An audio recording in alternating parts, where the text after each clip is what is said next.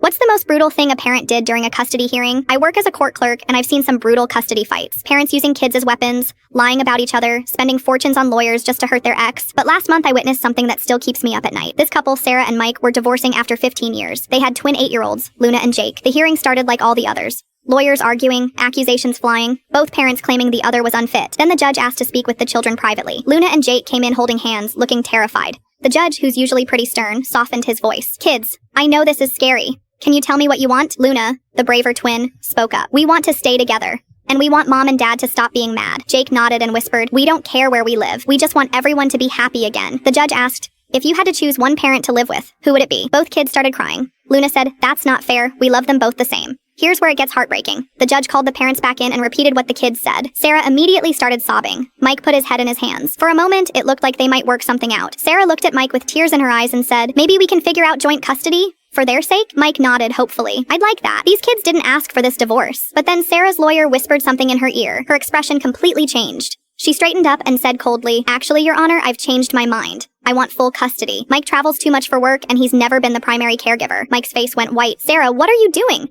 "We just agreed." "I was being emotional, but I need to think about what's best for my children." Mike's lawyer jumped in with counter-arguments. But the damage was done. The hearing turned ugly fast. Sarah brought up every mistake Mike had ever made. The time he was late picking them up, the weekend he had to work during his custody time, even the fact that he didn't know Luna's teacher's name. Mike fought back, mentioning Sarah's drinking problem from 3 years ago that she'd gotten help for. Her mother's interference. Her tendency to badmouth him in front of the kids. Luna and Jake sat in the hallway, listening to their parents destroy each other through the courtroom doors. After 3 hours of brutal testimony, the judge made his decision. "Given the evidence presented, I'm awarding primary custody to the mother, with supervised visitation for the father every other weekend." Mike broke down completely. "Supervised? Your Honor, I've never hurt my children. I love them more than anything. The court has concerns about your work schedule and living situation. This decision is final." Sarah looked victorious for about 2 seconds until she saw her children's faces. Luna was staring at her like she didn't recognize her. "Mommy, why can't Daddy live with us anymore?" Jake ran to Mike, wrapping his arms around his legs. "Daddy, don't leave us." Mike knelt down, trying to hold it together. "I'm not leaving you, buddy. I'll see you every other weekend, okay? But that's not enough. I want to see you every day." Sarah tried to comfort them. "Kids, this is better. You'll have a stable home with Mommy." Luna looked at her with 8-year-old wisdom that cut like a knife. "You lied. You said you wanted us to be happy, but you made Daddy cry." 6 months later, I saw Mike in the courthouse again. He looked like he'd aged 10 years. He was filing a motion to increase his visitation time. His lawyer told me privately that the kids were struggling. Luna had started acting out at school, getting into fights. Jake had developed anxiety and was seeing a therapist. Mike had moved to a smaller apartment closer to their school, hoping to get more time with them. But Sarah fought every request for additional visitation. The worst part? The same woman who argued Mike was unstable because he traveled for work was now introducing a stranger into her children's daily lives after knowing him for 4 months.